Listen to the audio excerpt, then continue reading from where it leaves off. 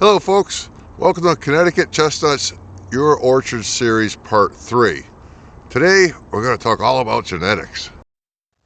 If you made it to Part 3 of our series, you must be fairly serious about planting a chestnut orchard. In this video I'm going to give you my opinion on genetics in your orchard and its importance. I am not qualified to advise you what varieties to plant, but I will tell you what varieties we have planted.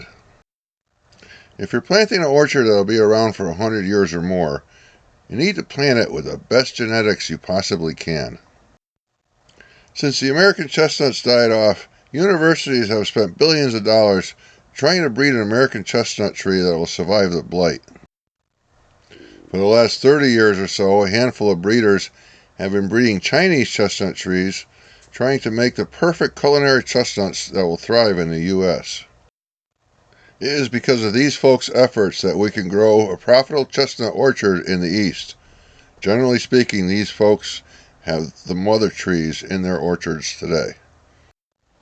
Whether you're growing dairy cows or German shepherds or roses, the more generations you get away from the originals, the less original traits the hybrids were developed for that are present. If I buy a tree of the variety called Hong Kong and grow it out and gather the seeds and plant and sell the seeds or trees to you, you're 3 generations away from the original. Most chestnut seeds and bare root seedlings are from open pollinated orchards, and there is no way of knowing what variety was spooning with what variety. Getting your orchard stock as close to the original as possible will yield you trees with traits closer to what the originals were bred for. 3rd, 4th, and 5th generation trees are fine for wildlife planting or for someone planting a few trees in their yard, but a commercial orchard needs the best genetics as possible. Generally speaking, grafted trees are planted in orchards in the West and seedlings are planted in the East. Grafted trees do not survive long term in the East. Today's hybrid Chinese trees are bred and crossbred for favorable traits like size, flavor, and ease of peeling. To plant a subpar chestnut tree is just a shame and will result in a disappointing orchard. Hybrids like Dunstan have been around for 30 years, and today's hybrids are far superior in an orchard setting. We have more than 20 different varieties in our orchard of 720 trees. You need a wide variety of trees for cross-pollination and to help protect against losing a large number of trees due to insects or diseases.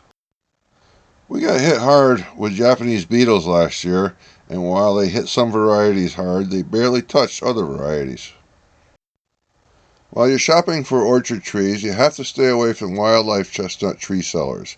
Most wildlife varieties of trees just are not bred for culinary chestnuts in an orchard setting.